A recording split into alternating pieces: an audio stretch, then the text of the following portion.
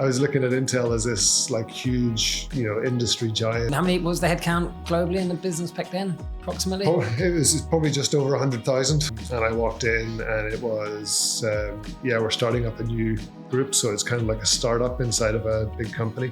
You show that you're a good manager, good leader, and you're there at the right time. At the end of the day, it's up to you to take the opportunity. So in that scenario, we started, it was a team of 5. My boss at the time said, okay, who would like to lead a team and build it from the ground up? And so I said, yeah, I'll give that a go. I grew my team to about 50 people. We won some awards in Intel for the products that we delivered. Obviously, it's a hot topic and it will be for a long period of time, how AI is impacting leadership. Undoubtedly, the biggest challenge as leaders that AI is going to present is the pace at which the business is moving. AI is just speeding everything up. Keeping your teams comfortable with change, I think that's the challenge. But I think that ultimately it comes down to open and honest dialogue, protecting the mindset and the energy levels of the team in this kind of uber fast changing world that is AI. Gary, you're incredibly welcome to our Leaders in Tech podcast. Great Thank you very much. Yeah, glad to be here. How do two young lads, two boys from County Antrim, end up in Venezuela and Saudi Arabia as two young lads? You got to take me back to those earlier years with your dad was in kind of agriculture, right? Yeah. So my dad worked for actually a Dublin-based company called Mastock. And they were in the process of setting up a dairy industry in the Middle East in Saudi Arabia. And so he was spending his time, traveling to South America, Australia, other places, buying livestock and importing the livestock into Saudi Arabia and setting up the dairy farms.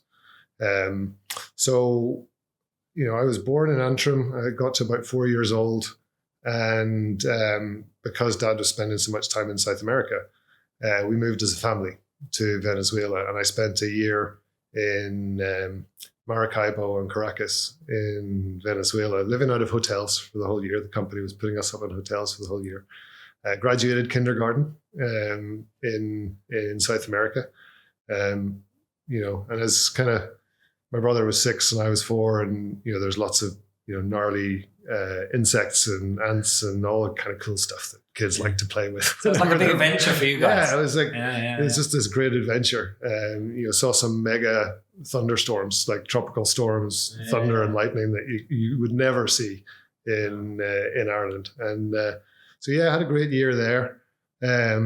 We came back to Dublin then for about a year before we moved to Saudi Arabia. And so I lived in Riyadh, which is the capital city of Saudi Arabia. Lived there for 6 or 7 years. There was an international school there, so we were kind of going to school with kids from Egypt, America, France, Germany, Australia. Just this completely varied upbringing. But good memories, yeah. Really good memories. It was Venezuela, rough. Like again, never been there, but it rough, was like it's it was, 2 different places there that you've described, right? I can remember I found a report that my dad wrote before we went there that was kind of talking about how it was quite a kind of bandit country. Women would carry guns in their handbags for self-defense. People got kidnapped all the time. Obviously there was cartels, the cartels and drugs and everything in that part of the world. And I said to him, it's like, did you write this report after we got back? And he said, no, I wrote this before I took you there. Didn't tell your mother though, does he? Are you crazy? You took your wife and 2 kids to this country that, there's kidnappings and everything. And I remember we would walk to the end of the drive of the hotel we were staying at. And my brother and I would get on a bus and go off to school. And parents were still in the hotel. But it's a different world. Sure. I think it's a different world in the 80s. It didn't have the same kind of fear and protectionism that kids have now. Kids were kind of, out you go. Let's bubble wrap. Off you go, come back, just don't kill yourself. Be home for tea. But Saudi, was that boom in Saudi Arabia? Was that what it was kind of the very early stages of? Yeah, we moved there, I think 1984. And what my dad had said is when he first started going there in kind of late 70s, early 80s, it was dirt roads, no traffic lights. By the time we got there, it was full infrastructure, hotels. All the hotels were decked in gold and marble. Just the influx of oil money, and the Western expat culture or community there was huge because so many Westerners, Americans, Europeans were coming there to help build the country out. For the Saudis had loads of money, just kept throwing it at, come over here, build our roads, build our hotels, build our dairy industry. So I made some really, really good friends there. Actually, one of the guys that I went to school with there, a guy called Eamon Hayes, set up a corporate finance company in Dublin, Capnua. So if you know Capnua, so his dad and my dad, his dad was the finance guy. My dad was my of a dairy guy, and we kind of grew up with him in Saudi Arabia, and bumped into him about a year ago. We went for dinner and caught up on all the old stories of everything that we've done since. So just a great adventure. And was that client, like, if you look back, obviously beauty with hindsight, like, this is, we're chatting about leadership today, right? Like, is there anything that you could kind of think, God, that those informative years, I got this or I got that, or even from your father and watching him and the way he operated, is anything that you feel? Probably a couple of things, and probably more I realize them now than I did at the time. But, the self-confidence that you kind of gain from moving around and having to meet new people and make new friends, and getting comfortable with that sort of environmental change. Like you said it there, like so many different nationalities, different cultures, different. So when you get thrown into new environments now, it's not such a scary thing. Like, it's always scary doing something new, especially if you've never done it before. But if you've kind of got podcasts and stuff. Yeah, exactly. But you've always got that kind of formative experience to fall back on. And we were talking about it a little bit earlier on. I hadn't really drawn the connection, but when you're flying around the world on 6 and 8 hour flights, like today you've got a screen and a library of movies and games to entertain you. Back then, you didn't have anything. So like my parents would buy puzzle books, and so I spent a lot of my kind of early years just doing puzzle books and IQ tests, and kind of I look back on it now, and a lot of what I do in my day job is solving problems through logical thinking and puzzling through issues, and what are the next 10 things that we need to do, and you connect that back. I grew up solving logical puzzles. It's bound to have had some formative influence and connections in the brain that are now kind of what I use as the foundation of how I get teams to be effective and solve business problems and generate value and coach people and mindset and all of these kind of things. So I think buried in the subconscious. It's all buried in the subconscious. And I think even just having a varied outlook on the world when you're really young. And if you look at where the world is now, it's such an international place. Like in the 80s in Ireland, it wasn't an international country. Now it's a multinational country. And being comfortable with the multinational environment, I kind of learned that, when I was 4. So I said it to my dad after I was married and I'd kind of working. I was like, it was a bit of a thanks for taking us around and giving us that exposure. It's like I kind of realized the value now. Then it was just fun. Now I kind of realized that it kind of was really valuable in terms of personal growth and mindset and development and all of those kind of things. And you, you're an engineer at heart, right? So it was more sort of hardware engineering. Is that kind of what you learned and then kind of crafted a career then? Yeah, which we'll get to in a minute. I went to University of Edinburgh and I did a master's degree in electronics. And it's kind of like most university degrees. You do a bit of device physics, you do a bit of software programming, you do a bit of like silicon design. And the part I really loved out of my course was kind of digital silicon design. So when I left college, that's kind of the field that I went into. I became a digital chip designer. Started in Edinburgh working for a company called Wilson Microelectronics. They were doing kind of mixed signal audio chips. Actually, one of the first chips that I worked on went into the original iPod. Remember when iPods came out and you could get certainly. MP3s? Yeah. Of So course. the digital to analog converters that converted your MP3 digital file into some audio that you could hear. The quality of that audio was because of the chip that we designed at Wilson, and that kind of gave Wilson kind of a presence. Obviously, having Apple as a customer do wonders for your revenue, and the explosion of iPods and MP3 players at the time, it was great. Yeah. And I actually have an iPod at home engraved for when Wilson IPO'd off the back of that. Wow. And that was your first. That was kind of my first proper uni. gig out of uni. So I did that for a few years. Wow, great opportunity. And then I got more interested in product and product management and managing teams to deliver value as opposed to just doing engineering. So I kind of stepped into a startup in the University of Edinburgh that was doing micro displays. And it was really interesting technology. So you get OLED TVs today. So these OLED TVs, what they were doing was taking that OLED technology, but patterning it onto the top of a silicon chip. So instead of the top layer of your silicon being silicon oxide, they put an LED, an OLED on top of the silicon chip. So I had this kind of like 1/4-inch micro display. And then you would embed those micro displays in a headset, and then you put the headset on, and you would effectively have a 50-inch TV 2.5 meters in front of you in 3D. What year was this then? When was that? That was maybe 2006 sort of time frame. And it was really cool technology. The difficulty with it was they chose the wrong OLED technology. So there's different types of OLED technology. They chose one that wasn't kind of that great from a longevity perspective. So you kind of hear the risk, you buy an OLED TV, you might get ghosting, the way you used to with plasma TVs. Sure. Our micro displays, you might get ghosting after maybe 30 seconds. So it wasn't, it turned out not to be a viable technology to productize. Really, really cool technology. Really interesting. Yeah. And I learned a lot there about managing people, managing external contractors, managing manufacturing supply lines, and of course, all of the kind of funding stuff that comes with startups and, managing that kind of environment. So really, really cool journey for about 2 years. Yeah. And at that point I decided, startups are not for me. I don't like the chaos. I like a little bit more structure. So I kind of went back then and more to...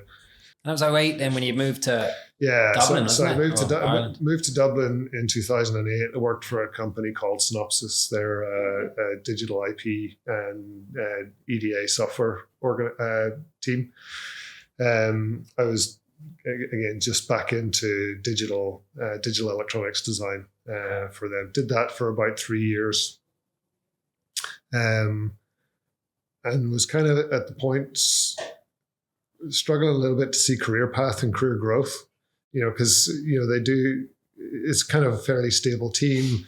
They're not, they've got a steady revenue stream. There's not an awful lot of growth happening. Not a lot of opportunities that you can see for progression.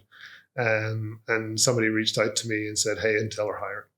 They're hiring in Dublin. Would you be interested?" And I said, "Yeah, I'll go along for a chat." And that was got the job. Yeah. And the reality was very different than the expectation. I was looking at Intel as this like huge, industry giant. And how many was the headcount globally in the business back then? Approximately? It was probably just over 100,000. And so I was kind of expecting to come in, big team, established, ways of working, just come in and, do your job. Yeah. And I walked in and it was, we're starting up a new group. So it's kind of like a startup inside of a big company. You're employee number 5. This is the idea of the product we're going to build. We're funded for 4 years, and if we're not successful, we'll just close it down. Okay. So I kind of walked out that day going, do I go home and tell my wife that I maybe got a 4-year gig here, or do I just tell her it was a great day? Yeah. So, but it was really it was interesting, and again, from a mindset perspective, it wasn't what I was expecting, and there's a little bit of nervousness there, but I was kind of used to those kind of environments. I'd been in new places, and the mindset was more, okay, so what's the opportunity now? Like, how can I maximize how can I maximize the growth opportunity for me, and how can I help the business to the maximum in mind.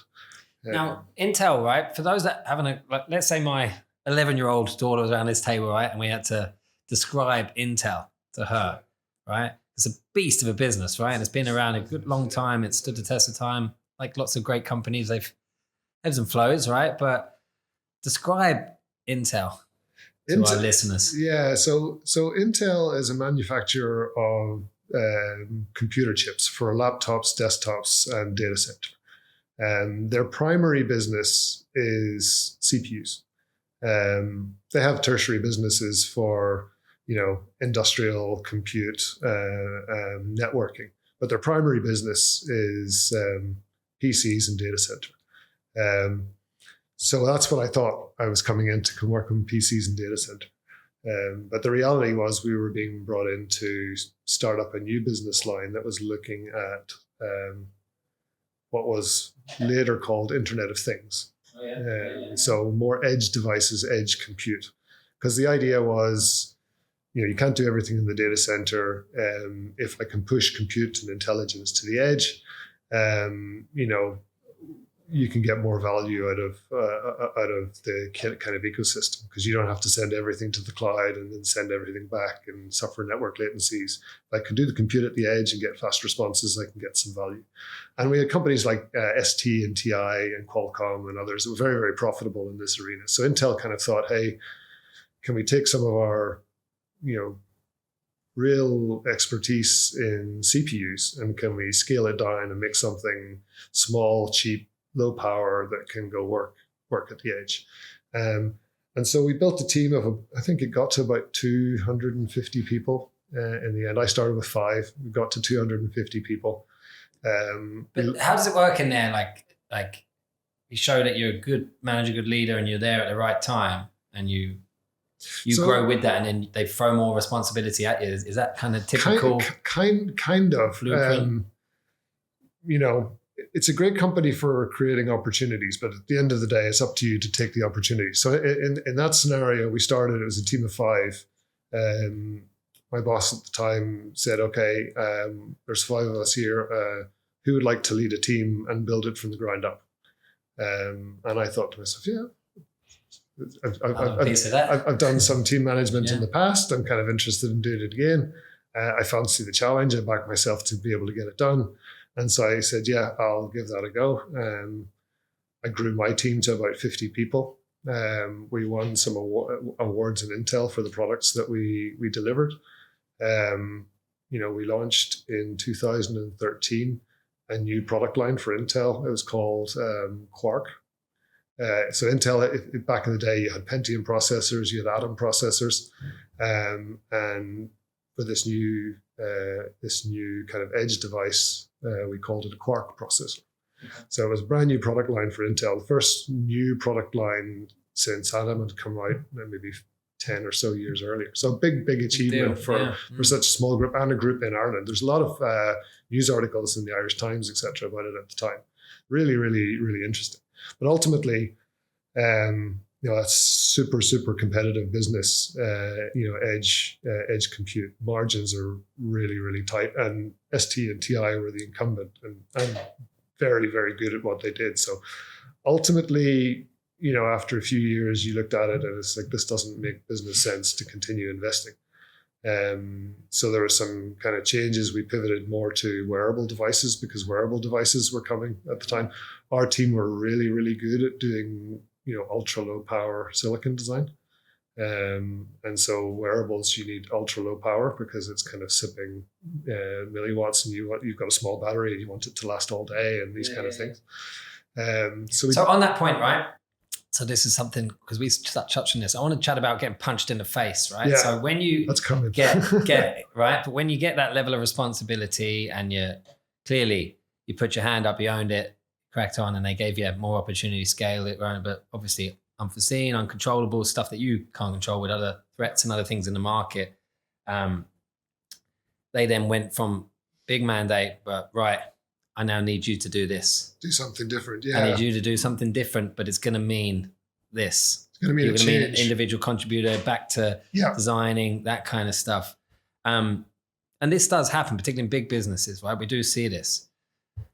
There's certain people, I think you have two choices when that happens. You can, bit of self-pity, kind of give out, do up your CV, reach out to businesses like ourselves maybe and say, right, this is going backwards. I can take a step back. Or you think, right, let's solve it. Let's figure out what the problem is. Let's focus my energy, dust myself off, ego, all that stuff, exactly, right? And work on. You chose that path, right? Yeah. What age are you then? What age was I then? What age was I then? Maybe 37, 38 at the time. Was that your first proper punch as a leader, do you think? It was my first kind of career punch, because everything beyond that had been my choice, either to stay or go. And even when I joined Intel, it was my choice to take on responsibility. Whenever the business reshapes itself or restructures, and you maybe merge teams, and you're merging into teams that already have leaders and there's no leader opportunities, then you don't get a choice. You get told your new job is. And it just so happened that my new job was, instead of having a team of 50 people and directional decision making over the group, it was, you're now an individual contributor, and you don't have directional control over the group. You're just going to do your day job. And for me at the time, you've got this vision that I've created a great opportunity. I've come into Intel, I've put my hand up, I've taken this on, I've been successful, I've grown a team. Now it's been ripped out from under me. That career trajectory I was on and I thought I had, and where I saw myself in the next 5 years, has kind of just been blown up. Like, what do you do? How do you tackle that? Now, I was kind of fortunate in a company the size of Intel. There's a lot of opportunities, but really the key for me at that time was the mindset of, oh, okay, I'm in a new situation. I have to take ownership for it. If I want, I've got to reimagine now what career trajectory I want, because it's not the one that I thought 6 weeks ago. Things have changed, and I don't know what it looks like today. So the mindset then is, being open to opportunity. And if I look back to when I joined Intel, why was I successful? Because I put my hand up to an opportunity that was on the table, and I made it successful. So at that time, I did the day job, which was the IC role, because the business needed me to do the IC role, and I was successful. But every day I was looking across the company going, where's my next opportunity? Because I know I can add more value to the business than just this IC role. That's not where my core skills are. My core skills are in, solving problems with teams and making teams successful. And so within a couple of months, I started to identify areas of the business that were not performing well and where we were struggling. And I went to my old boss, who was still there, and I kind of said, hey, I think we have a problem over here. I'm willing to step in and pick up the team and solve it if you're willing to give me the opportunity. And he, because obviously I'd known him and he'd seen what I'd done in the past, and he kind of saw it as a good opportunity for me and a good opportunity for him. He backed me and he said, yeah, off you go. Great sign of great culture though, isn't it? Yeah. And sometimes it's no fluke. Sometimes you need to be lucky to have a manager who kind of sees people in that way. That's it. And I've kind of tried to take some of that into my career as well, but you kind of created the opportunity again, then it's on me. And so I was kind of successful in solving that problem. Then I went on to a few other problems that I identified. And over time, I kind of established knowledge across a broad range of the business, not just the digital design. I kind of learned about the digital design, the architecture, the manufacturing, the quality, the software, just by going through and solving problems. And at that point, again, I kind of noticed that the whole organization was not kind of pulling together all that well. So I put up my hand and said, okay, I know I'm an engineer, but I think you need some help in program management and product definition. And so I kind of took on that role. And over time, again, just through solving problems and working with the teams that I had and trying to restructure their mindset to solve the real problems, that kind of paid off because the leadership started to recognize that I had capability. Yeah. And so then instead of me having to go and find the problems, they started coming to you and say, okay. So you kind of carved out a reputation. I'm going to give you this team because I know you can solve it. Here's another team. And so over time now, I've built up more and more teams to where I kind of am today with the different functions that I kind of look over and lead. But it's always the same mindset. Okay. And is there certain like trends or things that you see that it's quite clear that it's a dysfunctional team or dysfunctional operation? Like, is there certain things that like you obviously have an instinct for it, or you're able to just kind of see the wood from the trees in relation to diagnosing what's actually going wrong here, you know, because they're all different types of... I think finding the problems is easy because there's always something that's not going well. Like, we're shipping product, but our yields are not where they need to be. So, okay, how do we solve our production engineering? Or, my program management teams and my engineering teams are not getting along. So you can see, like, it's very easy. It's very easy to see in an organization where something's not working well. The harder part is why. And a lot of the times, like my experience, a lot of the times you find the teams are so busy in the detail of what they're doing that they've kind of lost the bigger picture of why they're doing it or what the priorities of what they need to do are. So, like, I find most of the time it's pretty easy to go into a team, and if you listen and ask good questions, and you've got a logical mind and you can piece problems together, you can very quickly diagnose, okay, why is it not working today, and how can I help the experts in this area to help me define the three most important things that we need to get done first to get us back on track. And once you've kind of got that, and the teams can see you're helping them to help solve the problem, and you're asking them questions that maybe they hadn't thought to ask, then that starts to breed like a team culture.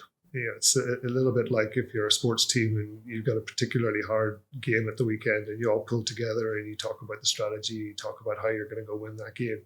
It kind of knits the team together. As soon as you've got the team knitted together and everybody's aligned on the top, 3-5 most important things to do, they've all got the skills and the capabilities. It's very rare I find a team where the people that were in the team weren't capable. They just weren't. They just had that alignment piece. They'd kind of lost their long-term goal objective or their higher objective. I talked about it last night over dinner with some of the guys. This idea of, you need people down in the weeds chopping the grass, but it's really, really important that you have somebody up the tree pointing them in the right direction to chop the grass. Yeah. And sometimes if you just go into the team, they're so busy chopping the grass, they've lost sight of where they're going. And if you can ask good questions, you can figure out where it needs to go. You can align that to the business goals, the business value, and the teams believe in that. They're more than capable of executing it then. And once they start to see some of those problems knocking down, and that they can see the value coming out of their team again, the confidence builds, and the mindset improves and the mood improves, and suddenly they go from being a struggling or an underperforming team to being a high-performing team. And that's your buzz then, isn't it? That's what that really gets, that's your motivator. Yeah, I love solving business problems. I have a real mindset of ownership. We talked about it a little bit. Yeah. This idea of, if there's a problem, own it. And if you can't own it and fix it yourself, at least own it to the point where somebody is going to fix it. So I have this real strong ownership mindset of business problems. And I try and breed that culture into the teams as well. It's like take ownership of the problems that you're trying to solve. Don't wait for somebody else to fix it. Don't see a problem and think, well, that's not my area of responsibility. I don't need to do anything about it. Somebody else will pick it up, because maybe nobody else knows about it. Maybe they haven't seen it. So even if you can't fix it yourself, No assumptions. Talk to me, talk to the manager of that team, raise the problem, make sure that they're aware of it, make sure something's being done about it. Because ultimately, if everybody takes ownership for those small things, the business as a whole gets better. Tide rises. Yeah, because those small things could ultimately come back and be a blocker to what you're trying to do at some point in the future. So as soon as you see it, tackle it, solve it, take ownership. If you need help, ask for help. And is that the difference though between like an average team and a high performing team? Like in your opinion, like is that one of the fundamental things, or that's just back to I think culture? I think the difference between an average team and a high performing team. It's probably I kind of like to use football as a great example. Right? I'm a Liverpool supporter for my sins this season, but you take a team like Liverpool. Who have, just a mega amount of talent in the players that they have, but they've lost some sort of togetherness and team spirit, and as a result, their performance is not at the same level it has been for the last number of years. And I think that's the difference. Like high performing teams, it's not about the talent of the people that you have in the team; it's the togetherness and the team spirit and the ownership that you can create, the culture of. Working as a team, winning as a team, aligning on your goals as a team, not fighting against each other, or not being individualistic in your approach to your job. The ultimate goal is the business has to win. The business will win better if we work as a team, if we're aligned on our goals, if we're aligned on our ethos, if we're supporting each other, if we're raising issues, we're having hard conversations. That sort of culture is what I think differentiates an average team from a high performing team. It's probably a lot of what I try and focus on with my teams is, do we know what our goals are? Are we all pulling in the right direction? Are you willing to raise and have the hard conversations? That kind of, I think they call it psychological safety. Sure. If you create an environment of psychological safety where, they can come to me and say, yeah, you kind of set this direction, I don't think it's right. Reason A, B, and C, and we can have that open and honest conversation and come to an agreement at the end of the day. Okay, yes, you're right, or I'm right. What direction are we going to go? As long as at the end of the day we're all aligned in the direction that we're going to go as a team, and everybody's pulling in that direction. Let's have all the hard conversations that we need to have to get there. And I think that for me is the key to kind of solving underperforming teams is all about getting the teams to work well together, because you don't get the job if you're not talented. Very, very seldom do you get the job if you're not talented. The interview process sorts that piece out. It's just about bringing the teams together and setting the direction and the goals, and then execute. Do you feel, obviously it's a hot topic and it will be for a long period of time, but how AI is impacting leadership? Because, again, you and I had a little chat about this, but like, what are the things that aren't really going to change that make people a great leader? And what are the things that are? Which way do we have to evolve our skills as leaders because of AI? And do you believe your role is in that? So a few questions out there. Yeah, pick it off any way you want. I think undoubtedly the biggest challenge as leaders that AI is going to present is the pace at which the business is moving and changing.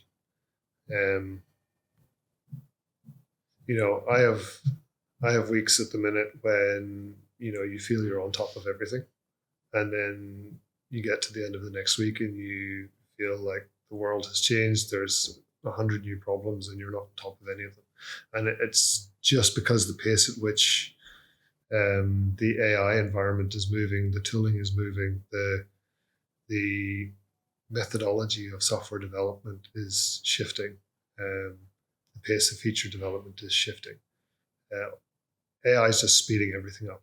And so as leaders, it's very unsettling for teams as well when the environment is changing that much. And you're expecting them to change their work paradigms and, these kind of things.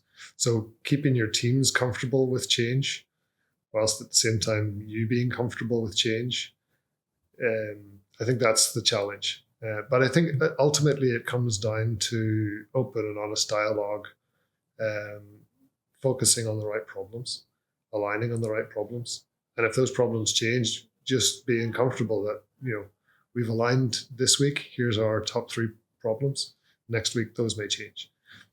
But as long as we have an elasticity in the business and the ability to have open and honest conversations about priorities and make sure we're all aligned on the top things, I think that's the leader's role now. It's a little bit about kind of protecting the mindset and the energy levels of the team in this kind of uber fast changing world that is AI. Okay. So it's the volatility of that, but back to communication and because prioritization. If you think about it, more traditional projects, you had this kind of project start phase where you're kind of figuring everything out. Then you're kind of ramping into development intensity, and you always had the all hands on deck peak whenever you're 2 weeks from release and nothing's finished, and you're just working 7 days a week, 12 hours a day, just trying to get this over the line.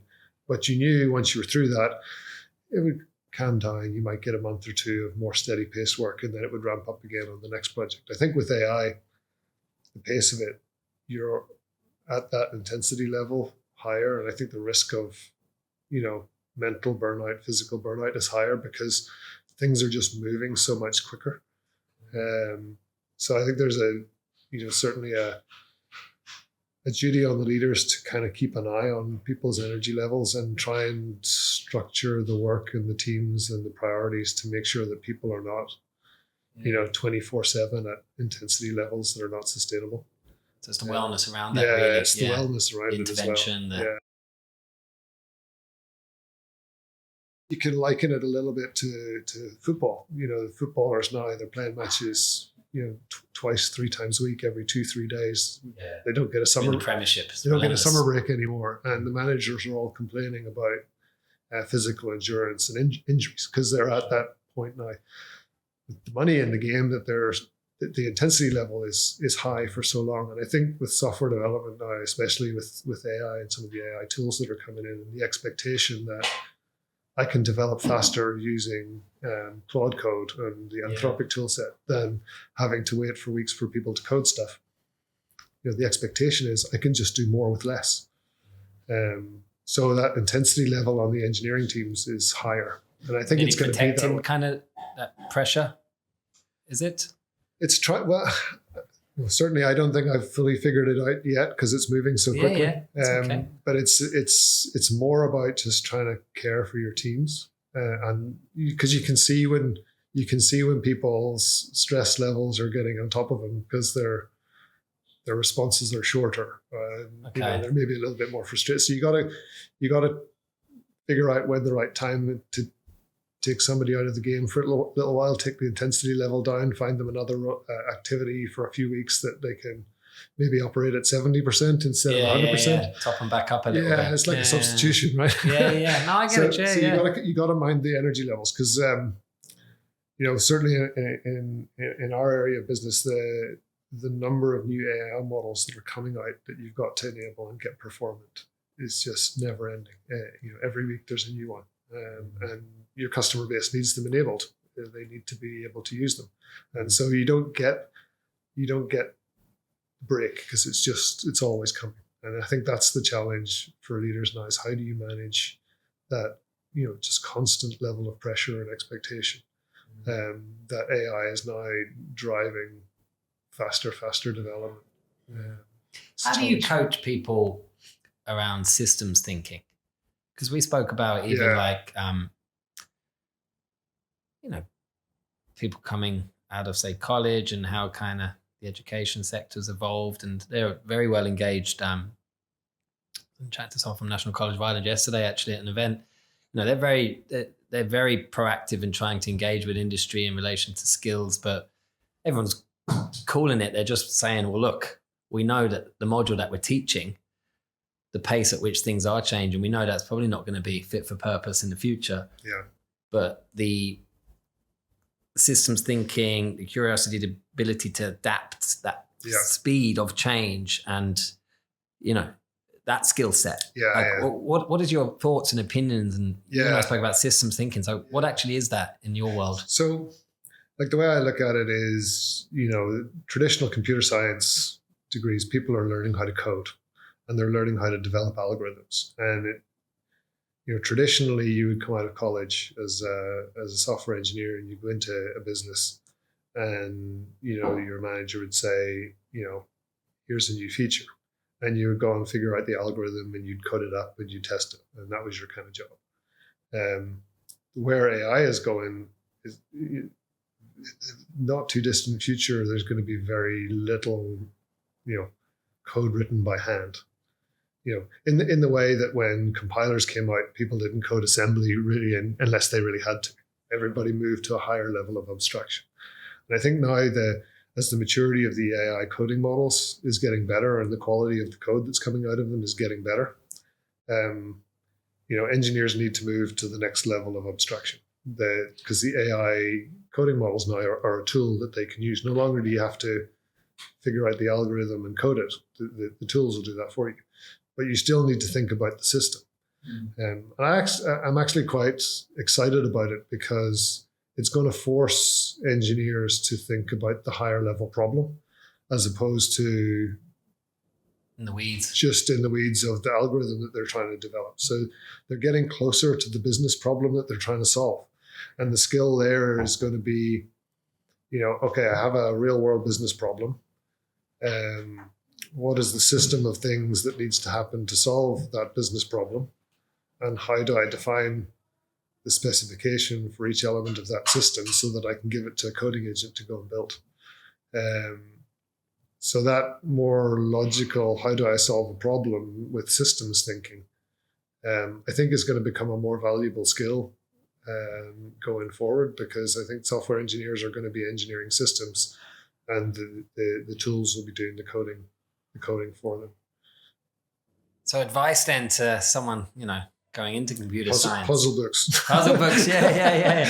Switch off the devices, and bring books and puzzle books and but it's start it early. Yeah, it's interesting because, we're doing a lot of exploration with agentic AI and agentic AI pipelines. And, one thing we learned pretty early was, ultimately, agentic AI is a pipeline of different AI models, and each of the AI models is performing a function. And they're all passing information between each other.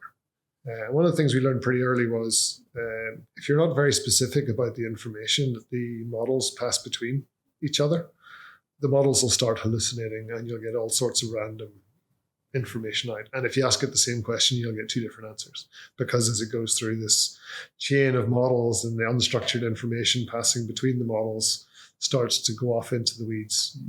It's like Chinese whispers, right? You get whatever out of it. So you kind of learned that you actually have to engineer interfaces between the models, and you've got to have a defined structure for how one model is going to output the information. What's the structure? What fields are in there? What sort of information can it put in the fields so that when you give it to the other model, it's getting a very structured input. It's kind of similar to doing API design between software modules. So again, it's just moving at a higher level of abstraction, but the same software engineering principles in terms of modularization, interfaces, structured information, all still apply. You're just thinking about the problems at a slightly higher level. It's just a new layer of abstraction. So I just want to, students just need to start thinking more along those lines. They probably are anyway. I imagine most of the computer science students these days are playing with, Claude Code and, all of these tools that are available to them. And they're going to learn very quickly that this is how I need to think. But for the colleges as well to kind of encourage that, logical systems thinking. I think that's going to be an important skill going forward. You speak very passionately about coaching and developing, and just clearly you get a lot from it. What is that? Is that something that's been nurtured in you, that you have that, or it's just something that, what is it? It just makes you. I think I've been fortunate enough that some of the managers that I've had, especially early in my career at Intel, had a very coaching mindset.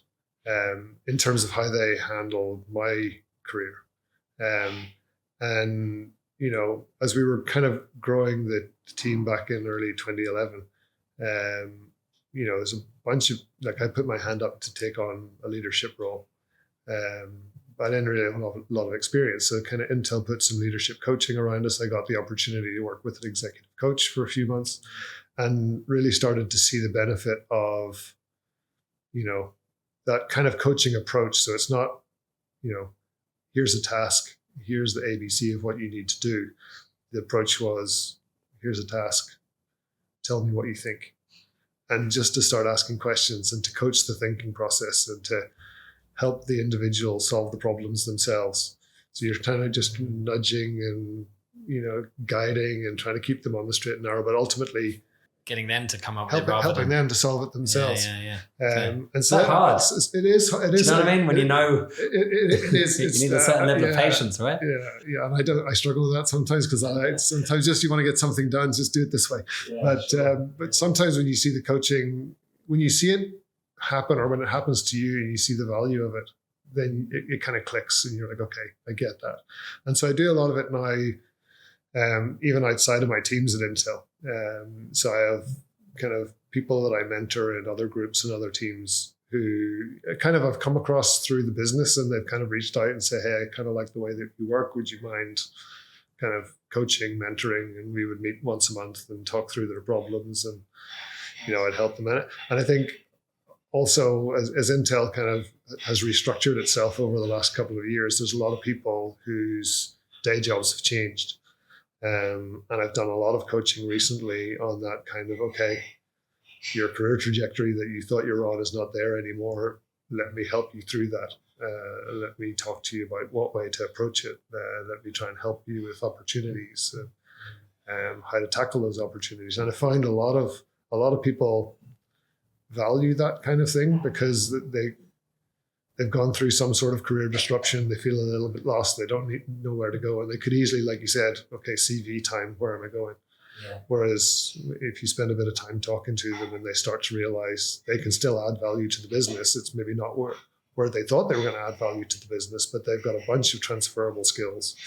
Yeah. There's problems that they can solve. And when you kind of coach them how to kind of look around the business and find them, generally within a month or two, they're coming back going, hey, I found this really good thing. Can you help me pitch it to the owner of that area that I can take it on? And I kind of get a lot out of that because, and every so often you get a nice email back of thanks of, you really helped in this. And I kind of get a lot out of that. I kind of like, my focus is delivering value to the business. Yeah. And if I can deliver value to the business while other people are thriving along the way, that's great. I get a lot of that because if they're successful, then I'm successful. If I'm successful, the business is successful. Everybody wins, and people are happy. People are great mindset. Yeah. Well, like we were chatting, teams. Sports teams and teamwork. Because there's certain things. I think that when you look at what's the real skills, like from a future-proofing everyone's role, whether in technology or hardware or software, building products, program managing, that ability to act as a team seems to be even more important, right? It's fundamental. I think if you look in any area of business or sport, the most effective teams are the ones that are a tight-knit team that are playing, working, fighting for each other, not just themselves. I think it's most evident in sport. You see teams that are like Chelsea's a great example. They've spent billions of dollars on a whole bunch of individuals and they can't play as a team, and they're suffering. Then you see Ipswich Town. Who was the one? It was like Ryan Gosling and these ones. They bought. Wrexham, was it? Wrexham. Yeah. And like. Remarkable, but they've done that through building a togetherness culture. Yeah. And they've transformed not only the team, but the whole time. Yeah, the whole ecosystem. And they're fine. And again, that's just because they changed the mindset about how isn't it? People, they got a team that wanted to play for the team. And they created a culture and a purpose and completely transformed the team and the performance and the time. So if you think about it in that way, you've got a collection of talented people. If you can solve the problem that is the purpose and the togetherness, you can amplify the impact of any team. And I think that's a really, really interesting kind of, I get really interested in solving those kind of problems because you see it everywhere, teams that just aren't together. Another skill then, storytelling, because you were saying about pitching internally and seeing stuff, but like, God, that's, that can't be underestimated surely then, like that ability to tell a good story, meet people where they're at, level of empathy, like that's the real leadership skills then, is it, for the future, or that are just becoming even more important? I think it's part and parcel of building the purpose and the togetherness, because software engineering is a complex world. And, at some point you've got to be able to take, this world of features and technologies and sell it in a way to the team that is a purpose. And you don't sell it for a purpose saying, here's a really, really cool algorithm. Won't it be great when we do that? You sell it in terms of, here's a real world problem, and we get to solve a piece of that. And if we can do that really, really well, here's the value we can add to lots of people. And you can kind of connect it to something of a higher value that people can maybe more emotionally connect with, rather than just, here's a hard technical problem. Right? Sure, yeah. And so if you can figure out as a leader, what are my kind of top 3 or 5 things that really, really need to get done? I think Simon Sinek talks about it, find your why. Yeah. It's like, why is it important that I solve those things? And then you can communicate consistently why solving those things is important. That the team can then start to kind of penny drop. It's really, really important that I solve this because, and then you kind of you can see that momentum build in that culture. So I think that storytelling piece, building emotional connections to objectives that people can buy into, being consistent in your message. So you're not telling them, every second week there's something else that's important because, diluting the actual simplicity of that, exactly, and alignment to it. So that's an important leadership skill as well for the teams, and they'll buy into you more as a leader if they believe the why that you're asking them to kind of go to war for. So I think that is a storytelling in the right way. Love it. And again, it's a little bit with the storytelling, you got to kind of know your people, because how you talk to one set of people based on their interests and passions might be different than you talk to a different set of people. It's kind of like stakeholder. Sure, meeting them where they're at, knowing them. Yeah, the why for executives is different than the why for a bunch of engineers. Sure, so It's a skill set, knowing how to communicate the purpose to different people. Tailoring it, obviously, for the layer or the audience or the people, and meeting them where they're at. Look, thank you so much for coming in and having a conversation with us. We wish you nothing but success in your future endeavors, and you're an inspiring leader. Just keep doing what you're doing. So thank you. Will do. Thank you very much.